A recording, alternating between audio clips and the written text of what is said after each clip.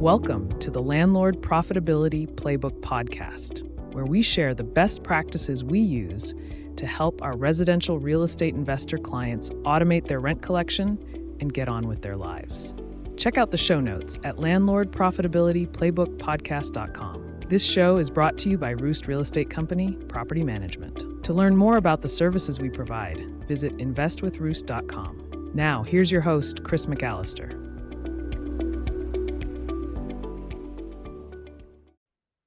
Hello, everyone, and welcome back to the Landlord Profitability Playbook podcast. I'm Chris McAllister, and it's my job to create and coach business opportunities and strategies that support and add value to the lives of residential real estate investors.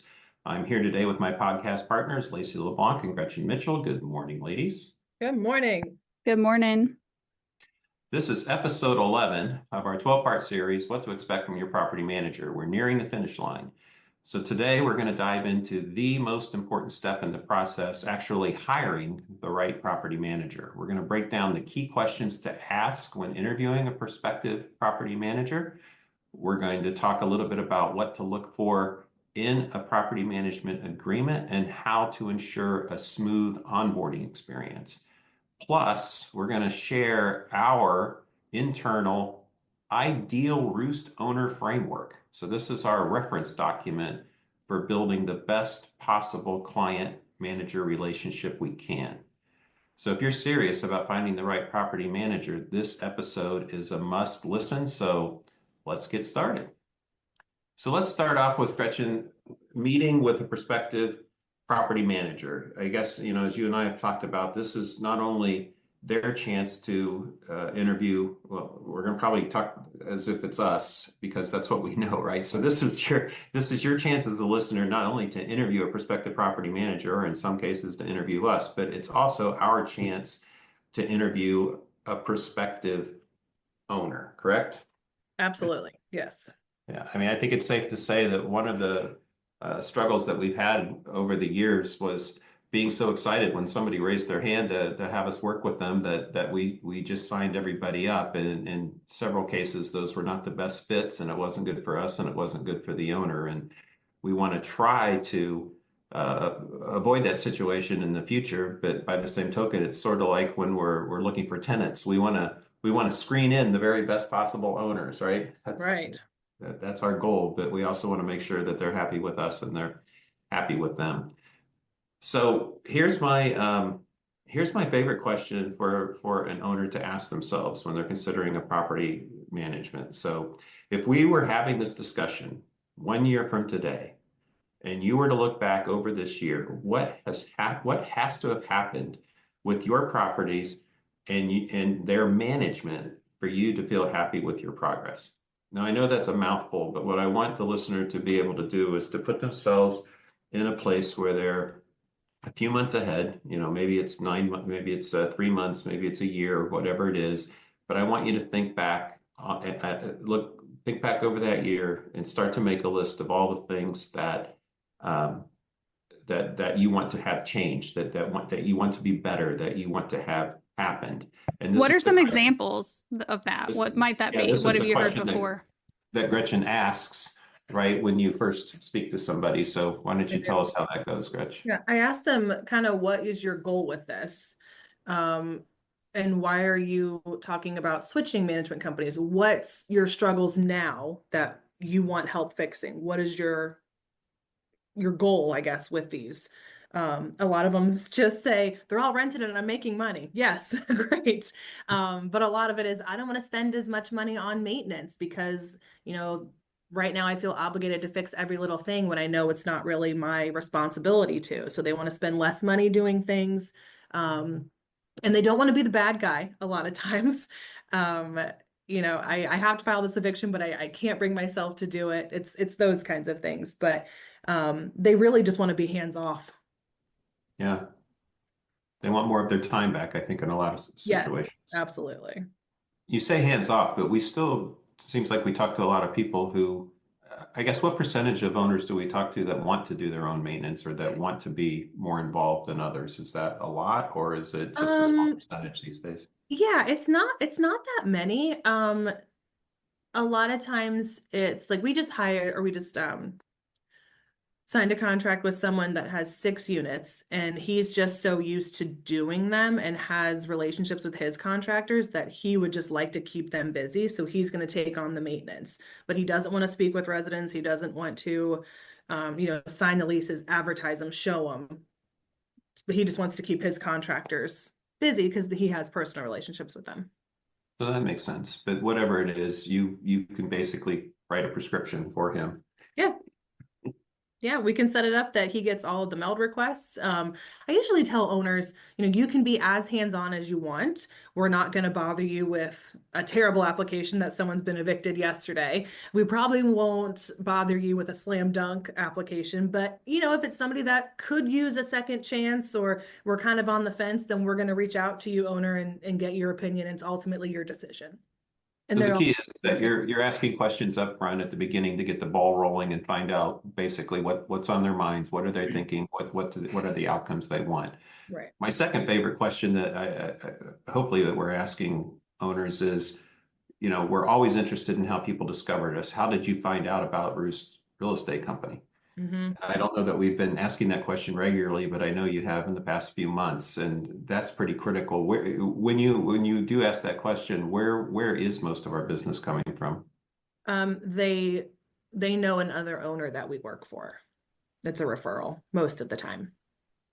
So the vast majority of the business comes from referrals, which I feel great about, and I think that's something that you want to, if you're interviewing a property management company, ask them that same question.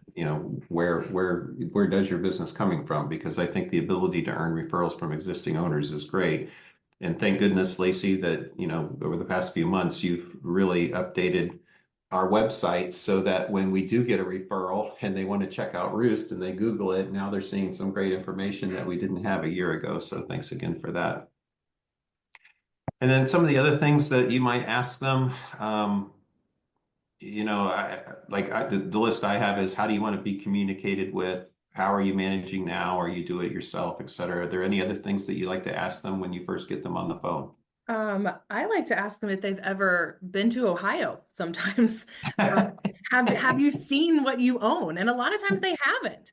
So it is interesting to know those things. When it's someone who is in contract on a home and they haven't quite closed yet, but they had the inspection report. I do like to see the inspection report. And then we talk about it, I see this, and this. Are you prepared to upgrade this? We can help you with that, but are you prepared to flat out, or are you prepared to put money into the property when it needs it?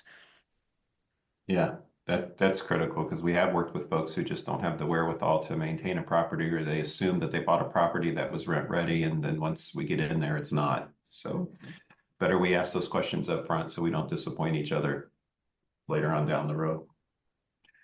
All right, so I want to talk now about we're going to include these in the show notes too, but here are 10 interview questions for you to ask your prospective property manager. So we'll run through these pretty quickly, but I think the first question anybody wants to ask is, how do you screen tenants to ensure quality applicants? What is your process for verifying income, credit, rental history, criminal background, and how do you balance protecting my investment while making sure that, I as an owner don't run afoul of fair housing laws? So that's a great question. Next question is, how do you handle maintenance and repair requests? Do you have an in-house maintenance team, or do you use third-party vendors? How do you determine when to repair things versus replace things? Do you mark up maintenance costs? And if so, how much do you mark up maintenance costs? Do you have a published set of services and costs? Another question is, how do you ensure my property remains legally compliant? So this goes back to fair housing to some degree, but it also revolves around landlord-tenant laws and local ordinances. Like in Springfield, we had the property registration requirement that went into effect last year, which we still haven't actually been billed for those, have we? No, we have not, actually.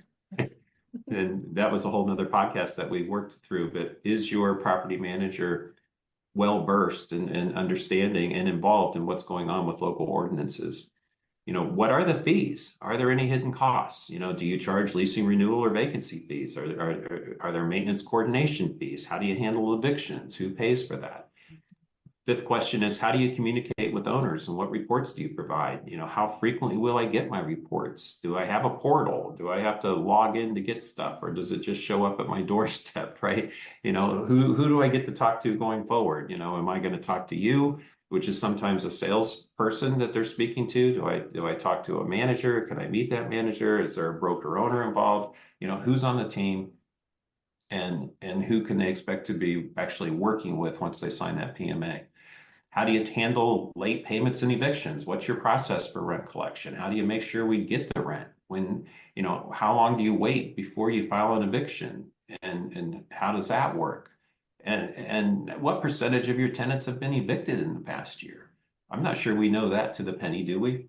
No, I was thinking about this, and I thought maybe 1 or 2 a month. Right. That seems right to me. So it's basically 1%. 1 to 2% max, and it may fluctuate from month to month. Can you provide references from current investors you manage for? Do you have clients with portfolios similar to mine? How long have your longest clients been with you? Can I talk to a current owner? I know you've got owners that are more than happy to, get on the phone with a prospective owner and sort of give us a referral or let them know what to expect. So oh yeah, that's a great thing to ask. How do you maximize rental income and minimize vacancy? It's kind of a broad question, but how do you determine optimal pricing? How do you come up with the rent rate? How quickly do you rent and re-rent properties? What's your marketing strategy for vacancies? Our metric is days on market, and basically, if we don't have a property that's rent ready and advertised within 21 days, bells go off, whistles sound, and flags and everything. I mean, it's all hands on deck to figure out why we haven't gotten that rented yet. How do you handle security deposits and tenant move-outs? That's a great question. What's your process for returning or withholding security deposits to tenants? How do you document property conditions before the tenant moves in? How do you ensure a quick turnaround between tenants? All these things can cost you money ultimately, but these are all great questions. And if you are currently managing for yourself, ask yourself these questions as well. So number 10, why should I hire you instead of managing the property myself? That's really the crux of the argument. I think you do talk to a lot of folks who are disgruntled with their current property management company. And honestly, that's probably an easier sale for us, especially if they came to us by a referral. Then the tougher sale for us is somebody who has always managed their properties themselves their entire lives, basically, and now it's time for whatever reason to get some help. And that's a tougher sale because it becomes about control, it becomes about involvement, it becomes, trust issues. So that's probably my favorite question out of the 10 is, why should I hire you instead of managing the property myself? What value do you bring that justifies your fees? How do you help investors grow their portfolios, if that's something that's on your mind? Or how do you help investors harvest the equity in their portfolios? And what makes you different? So Gretchen, I might ask you, why should I hire you instead of managing the property myself? A lot of time, I actually haven't gotten this question ever, but I think a big part of it is when I ask that question of what are your goals, they want to hear from someone else what's important to them. And I think that's a lot when they're trying to find someone else. Why they're trying to make me feel good. They're trying to make me comfortable, and it's all about them. And then we do kind of cater to owners if they want to be involved. If they don't, they really have the control as much as they want. And I think that makes them feel a little bit more secure. And a lot of times, we have to earn their trust. And that's why it's so critical that first 30 days, the first 90 days that, we make sure as best we can that everything goes smoothly. And part of that is setting the right expectations. I know you've had conversations with owners where you've been very blunt with them and say, look, this situation is going to get worse before it gets better. Yeah. Right? Yeah. I think this is Nana's question, right? This is why Nana manages her properties herself still, but she would never ask you that, Gretchen. She would be thinking it the whole time. Like, why should I do this? But most people, I think, are too polite to ask that question. That's on their mind. But I think that you talking about how it's customized, right? Right. This is not a one size fits all package, because different people have different concerns. One of Nana's concerns is, just maintaining her properties. She's been burned in the past, and she's had some really great like long-term tenants that have stayed for honestly like 30 years in some cases, but then she's had some short-term ones that have kind of ruined everything and left a lot of work for her when it comes to rehab and maintenance. So that would be something, being able to kind of check in and send her own folks over every once in a while, and would be probably something she would love to hear. So I think that if your property manager, if you're in this situation and you're interviewing a property manager and they don't address why you should hire someone instead of doing it yourself, it's okay to ask. I just want people to understand it's not rude, right? No, and It's please ask. definitely I okay. think it's a Like, you guys want to fantastic hear it, question. right? Yeah. Yeah. And part of this on both our parts, on our part, when we have an interview with an owner, it's about setting property expectations. I would say more often than not, when somebody comes to us and they're unhappy with their current manager, it's usually a pretty bad situation once we get it. And Yeah. it's a different set of problems than we sometimes have when an owner is hiring a manager for the first time. So Gretchen, just correct me if I'm wrong, but I think one of the problems that we have with people who have done their own management for a long time is, and we're going to go through this real quickly here in a few minutes, but when you start asking for things like leases and phone numbers and so forth for tenants, many times somebody who's been doing it themselves for years, they just don't have those documents, right? They've run it by the seat of their pants, so to speak, and some of the things that we need to do a professional job and to stay within the law and everything else is we need some information, and sometimes it's hard to get that from people who have been doing it themselves for years and years. Yeah, it goes both ways, honestly. Either they have no idea who's living in what unit. Maybe I have half a lease, but I know they pay this, this, and this. Or it's an owner that has everything to a T and knows everything about their properties. Yeah. And then that makes it hard for them to let go sometimes, but building that trust is what's most important.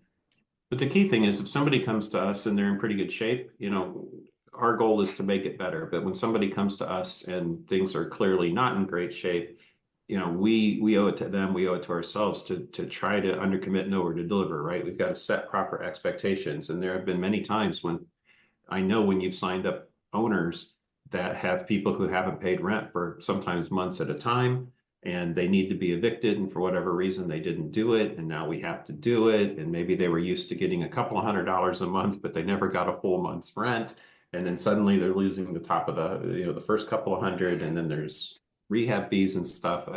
I do think it's critical that we are very honest and very transparent about the fact that yes, things are going to get worse before they get better, but I promise you, I guarantee we get through this first 90, 120 days and get these non-payers out of there and get some new well-screened people in, that you're going to see a lot more money and your life is going to be that much better.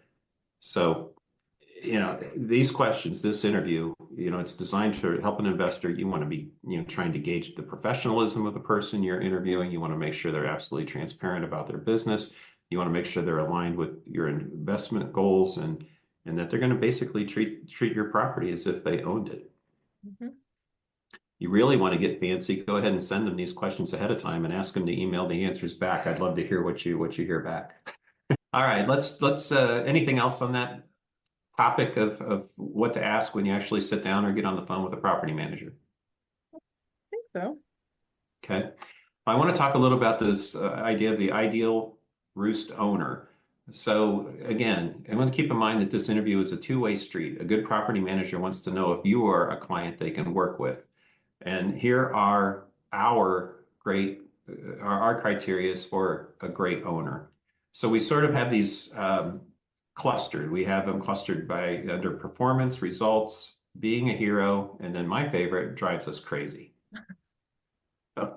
Under results, we have four things, right? So faster. We need somebody who responds promptly to our questions, right? It helps us get to, or somebody who answers our questions, and if they're involved in the decision making, or we need them to be involved in the decision making, we need somebody to respond quickly. Easier, somebody who is easy to work with. They collaborate smoothly with the team. They get the documents we need to do our jobs. They give us the approvals we need to get things done, and they don't force us to have to keep asking over and over again for things that they're paying us to do.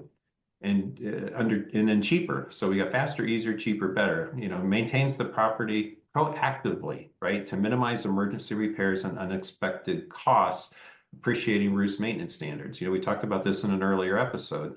There are certain properties that we will not take on, that we will not associate with. They have to be clean, they have to be safe. We're not saying everything has to be a $2,000 a month Taj Mahal, but whatever it is that we choose to bring on, they have to be safe, they have to be inhabitable. And they have to be, a base level of maintained, and it's always cheaper in the long run when an owner is ready and willing to make those repairs as they come up, instead of having a whole bunch of deferred maintenance later. Better, an owner that achieves high tenant satisfaction through well-maintained properties. They support tenant retention and reducing turnover. Being a hero. So this is where we get into, I think, Gretchen, you'll agree, what makes our favorite owners. They trust us. Yes. Yes. I actually just sent out a handful, maybe probably 20 emails to different owners yesterday about lease renewals. And I gave my suggestions of what we should do. And I'm telling you, 98% of them completely agreed with me. And it just felt so good that they trusted us. And we raised up the rent. We're offering new lease renewals. And one of them, we're asking to leave. So it's different each time, but it felt so good that they agreed with me and we have a plan moving forward. Yeah. And sometimes they just staying in contact and hearing from you is just makes them feel so much better. So somebody who trusts us, they demonstrate confident in ROOST's ability to make informed strategic decisions that align with their goals. A hero owner to us is they respect tenants' rights. They understand the importance of the legal and ethical tenant interactions, and they support our goal of maintaining exceptional tenant relations.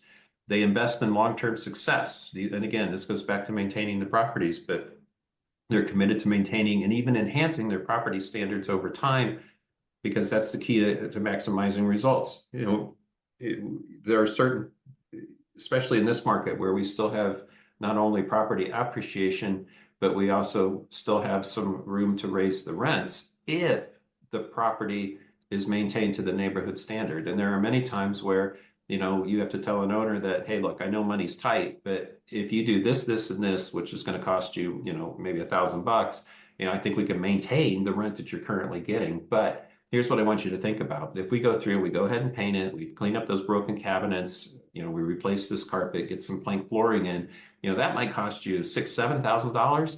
But I think if you do that based on the rents in the neighborhood, we can probably increase the rents at least $100 a month. Now you're talking about a conversation where you've got somebody spending, say, $7,000, but they're going to get a $1,200 return on that the first year, right? So they're putting money back into the property that's going to maintain the value, increase the value, and also increase the rent. That's a whole different conversation that I think a lot of owners are used to having.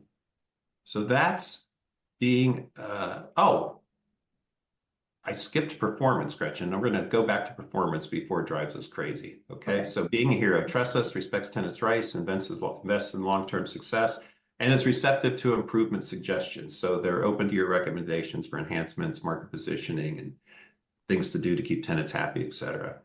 So going back to the performance of a great owner is alert. They stay informed about property updates and market trends. They're curious. They engage with, all the information we provide. They show interest in understanding what we do.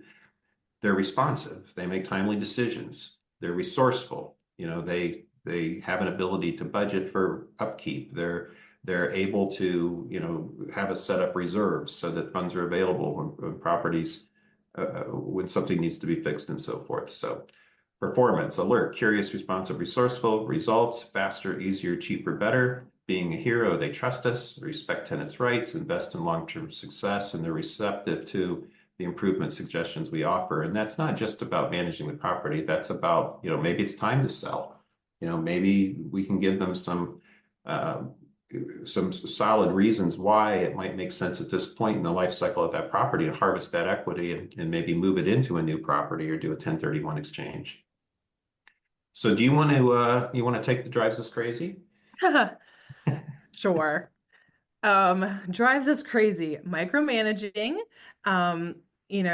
asking questions that we kind of already talked about, things like that.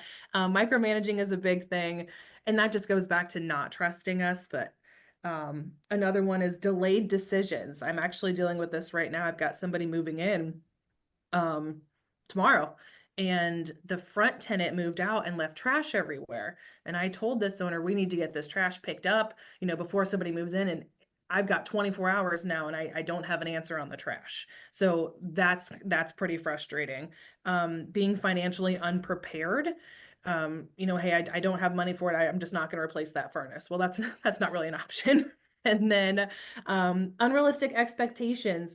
Just an example of this one, we told an owner, this turn's gonna take 3 weeks total, and he is really pushing me to bump it up to 2 weeks or a week and a half, and it's just unrealistic. I have to get different contractors in there, and then it kind of slows down the process when we're discussing this again. But yeah, micromanaging, unrealistic expectations, delayed decisions, and not being prepared financially. There's a point where you could have had it done if we would have just taken the 3-week contractor that we know and trust. It could have been done by now instead of waiting around for somebody who's faster. They're still gonna, every day that goes by, they run the risk of missing at this point May's rent. So. Right. All right, let's talk a little bit about. Don't make it worthwhile, right? Like if you're going to do all these things, if you're going to, go back and forth about your, decisions and not follow recommendations, if you're going to, kind of skirt around expectations to try and get your own contractor, if you're micromanaging on a daily basis, then it really makes it less profitable for everybody, right? If you're partnering with a property management company or property manager, then that expertise is part of what you're paying for. The efficiency is part of what you're paying for. The ability for other people to do some of the work for you is what you're paying for. So, the question might be at this point, do you really want a property manager? Yeah, right. At all? Yeah, or right. right. So ask yourself that, are you going to have trouble with these areas? And it's not from the perspective of you're driving the property manager crazy as much as it is, do you really want to give up this control, or do you really trust the people that you're working with enough to let them kind of lead your decision making? Because in the end, it is the property owner's decision all the time, right? Sure. So yeah, I think that's an interesting. Again, thinking about Nana and how I don't think that she wants to give up any of this. And so just a property manager is not the right thing for her in general. So it's just not the right fit for everybody. And, you mentioned some things about, the neighborhood standard and making sure that you respect tenants' rights. And so if you're looking for, if you want to be a slumlord, this is not the right, you're going in the wrong direction here. Well, if you're looking for a slumlord, you probably shouldn't interview us. Yeah. Correct. Yeah. But that goes slumlord back to is the really question. like a personal thing. If you really got to own that and embrace it. If you well, but maybe we approach it from maybe a slightly more positive standpoint is here are my properties. Do you manage properties like this? Yeah. I don't want to sit here and pass judgment. And I really hate that term slumlord, because there is a property for everybody. There's a price point for everybody. Where we struggle with people is who they have properties in a given condition, and maybe it doesn't make sense to put any more money into it, but they're also realistic about what that property is worth in the marketplace, and it's still safe, right? It's That's the real thing is it still safe? And it's priced appropriately for the location and conditions. So some people mistake, being a capitalist, basically, right, and offering a service to people who can afford that service with being a slumlord, and sometimes that's not fair, but I'll get off my soapbox.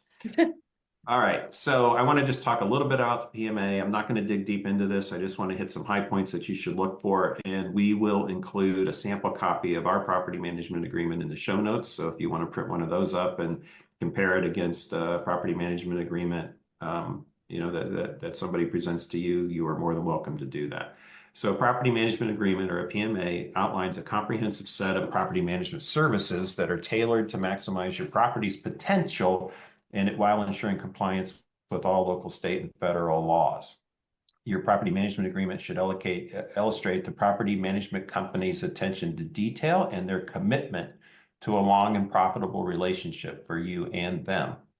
So again, sample copies are in there, but you should find in this, some simple stuff, boilerplate, property, parties involved, property manager, what's their legal name, what's their LLC, the property owner, legal name, LLC, the details of the properties that you're managing. If it's just one, that's great. If it's more than one, you need information for all of that, and every one of those properties needs to be specified in the agreement.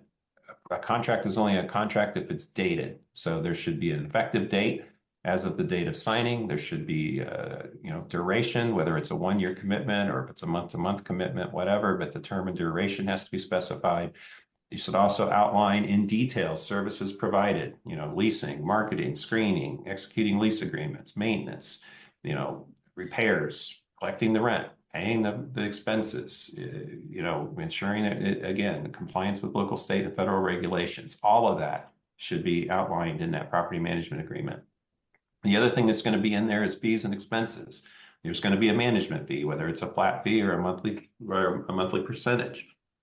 There's generally going to be a leasing fee on top of that, and there's going to be some costs for maintenance. All of those should be outlined in there.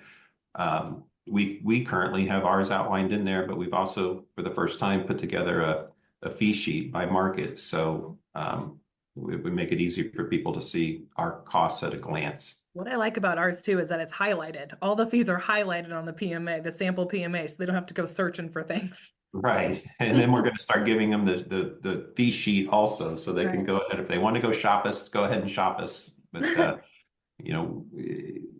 this, well, I'd like to think they're not going to find anybody better than us. But if you want to shop us, go ahead and shop us. But honestly, if it's only about that fee, then maybe you're not a good fit for us, because this is a long-term two-way relationship. It's really not about for us. Let's put it this way. If you're looking for the lowest cost provider in the market, then you will find them, but it probably won't be us. All right. Again, another tangent. Sorry. Fees and expenses. Okay, those will be outlined under responsibilities. Provide necessary insurance and ensuring the property is rent ready, reimbursing the property manager for approved expenses. Things like that will be outlined. Legal and compliance, liability will be outlined. The protections for both the property manager, the situations, the limits, protections for the owner, commitment by the property manager to adhere to all applicable laws and regulations. Some other things that you're probably going to find in there: details on record keeping, dispute resolution, and some state-specific clauses. You're going to find about the responsibilities of both parties at contract termination, or if there is an option for an early termination, giving notice, closing out the books, getting the utilities paid, any outstanding bills due to the property manager. All that stuff should be outlined in the property management agreement. So I really want you to study that agreement before signing it. I want you to mark it up, ask questions, talk to your attorney, whatever you need to do, but you want to make sure that that PMA at a minimum includes everything on this list. So check whatever you get against the one that we're going to include in the show notes. So then we get into the meat of the situation, right? So you've interviewed the person, you feel good about it, you're going to sign the PMA, and then we get into the onboarding process. And I think at this point we've learned, Gretchen, that the onboarding, how that goes on both sides, really sets the tone for the relationship going forward. So if the proposed PMA meets with your approval, the next step, I want you to ask for a detailed outline of the manager's onboarding plans for you as a new owner, not only onboarding yourself as an owner, but onboarding your properties and onboarding your tenants, because those are really 3 separate tasks, projects, honestly, if you have multiple addresses that have to be performed. So depending on the size of your portfolio, the manager will need to obtain some assistance or make some special arrangements to make sure your portfolio is integrated into their system so that there's no interruptions for you or your tenants, no surprises. So Gretchen, you want to run us through some of these? This is pretty comprehensive, but why don't you run us through some of the things that you need from a new owner before you can get started? Well, I have a whole checklist of things that I need, of forms I need signed, and just things like leases and things. But, we have a PMA, we have owner contact information, lead-based paint forms for each property that we're going to manage. Your W-9. That kind of threw you yesterday, right? You're working with a guy with like 26 units and you Yeah. got a request for 26 lead-based paint forms.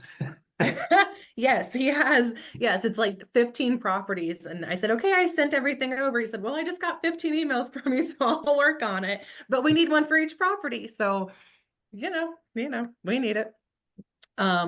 So we have to collect leases, copies of the keys, rent rolls. Is anyone behind? We complete a greetings letter and post it for the tenant's door.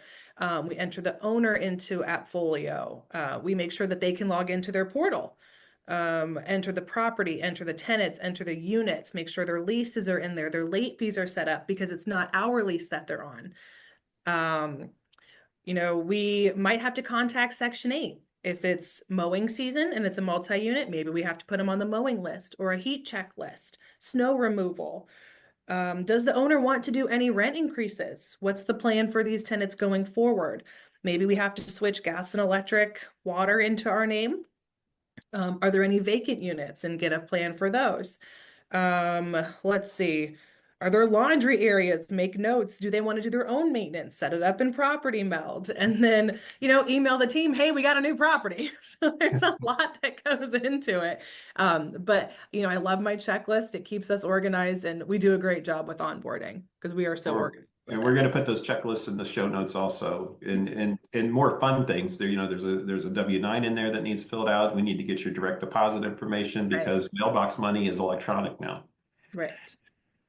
So when you go through all these things that have to happen in the onboarding, then you start to understand why many property management companies charge onboarding fees, right? Because the time and the effort it takes, and the cost, quite frankly, not just in time, but in getting the system set up, and there's cost per door for every system that we use. It explains why many property management companies charge an onboarding fee to new owners to cover the administrative burden and the actual costs of the various software and accounting tools. So if you do have a property manager that you're interviewing and they're saying that these are our onboarding fees, I want you to know that this is entirely acceptable. And I've seen those fees, be from $50 a door to, a flat fee, depending on the number of doors. Maybe it's a max of $500 or something, but it is not unacceptable to find to expect a manager to ask for some onboarding money. And honestly, it's kind of a good faith contribution on your part as the owner as well. So currently, we are waiving onboarding fees for new owners. However, and Gretchen, you can probably give us more detail on this. We will ask for an owner contribution upfront to cover any upcoming, renovations that we know about, utilities, so we have money to pay the utility bills, any other fees that or costs that we may have to front money for. That'll happen before we actually start collecting rent. So how do you handle that part? So if it's, one property and it's vacant, we do ask for about $500 just so we have money to pay those gas, electric bills, mowing bills, things like that. If it's a larger portfolio, we will talk about setting a reserve to make sure that we have money coming in to pay those other bills as they come, and making sure owners still get rent, but maybe a reserve is set. That makes sense. What I'm hearing throughout this whole thing is something you said early on when we started working together, Chris, that I just can't forget. And that is that when it comes to real estate investing, there's no such thing as passive income. True. That this is I don't know. When you're outside of the industry, I feel like you think about, okay, if you own a property, you either manage yourself or you have a property manager, and you think of those as two very separate things, hands off, hands on, right? Like we talked about earlier. But really and truly, there's no such thing as hands off, like you said earlier. And this whole thing is the definition of a partnership, because it requires communication, it requires working together, it requires, that trust, not only with just like making decisions, but also, with managing money. So that's really the thing that stood out to me is if you're not having these conversations in this first interview kind of process, then you're going to have them at some point because all these things require both parties to truly be successful. And that's why when you say, like your owners are not successful, if you're not successful, if you're doing property management right, your owners aren't not making money and you are, right? Like everybody has to be kind of happy and profitable in order for one party to be happy and profitable in this, it sounds like. And that includes the tenant in a lot of cases. Yeah, there's no question about it. If your property manager is not profitable, they're not going to be in a position to help you be profitable either. So, all right, Gretchen, any other words of wisdom before we wrap this up? I don't think so. We covered it really well today on this one. We got a lot there. Laci, anything else? No, I encourage folks to go and look at the agreement and look at the onboarding checklist and really dig deep into this decision. Because even not doing this day in and day out like you guys do, it's clear to me that, this is not an area where you want to make a mistake and pick the wrong property manager or the wrong owner or the wrong tenant. And so if that were to huge. happen, then just protect yourself and maybe get out early. That's a lot of things that we see is, owners that come to us that are struggling and they want to leave, but they've been experiencing unpleasant conversations or lots of fees for a long time, and that just digs the hole even deeper. Yeah, I mean, I think that's a conversation about how I've seen reviews and I've heard a lot of owners talk about how Roost makes it so easy for them. And I think that in some cases that could be alarming, right? Especially if you're coming off of a really challenging relationship with a property manager. But I think that speaks to your true professionalism and experience in doing this. And, that's really what you're looking for is a property management company that knows what they're doing, that has a history they can prove of doing it well, and that will do the same for you. I often think about this series is called What to Expect from Your Property Manager, and the subtitle of the series really should be What to Expect from Your Property Manager, even if that property manager happens to be you. Right. and when you go through one of these episodes like this, it happens almost in every episode, and you're thinking, oh my God, I have to do all this myself, right? If you don't currently have a property manager, you are doing all these things, whether you're conscious of it or not, right? Nana. Yeah, All I can think about is Nana. It is so much bandwidth, it's headspace, it's time that is you're taking away from something else, whether it's your primary career, or whether it's your family, your hobbies, or whatever. So that's what always amazes me is, we should probably go back and what to expect from your property manager, even if that property manager happens to be you. So let's wrap this up. So bringing on a property manager is a huge step, but like any relationship, the first 90 days will be a learning experience for both of you. There will be some adjustments, there'll be questions and maybe a few surprises, but at the end of that 90 days, you should find that you have a solid system in place. Your property manager will understand your expectations. They'll know your tenants. Your tenants will know what to expect. And you'll be on your way to automating your rent collection and getting on with your life. If you're thinking about hiring a property manager, start by asking the right questions, review the property management agreement, make sure the onboarding process sets you up for long-term success. At least at this point, if your property manager doesn't ask for everything in Gretchen's checklist, you can go ahead and get all that together because eventually they're going to need it. Mm-hmm. If you want to learn more about how we do things at Roost Real Estate Company, check out the links in the show notes, or you can reach out to us directly. And don't forget, next time, we're wrapping up this series with episode 12 of 12, where we'll bring everything we've talked about this past year together in one place. Stay tuned, and if you found this episode valuable, please give us a 5-star review and tell your friends. Until then, thanks for listening. Bye, ladies. Bye-bye. See you next time.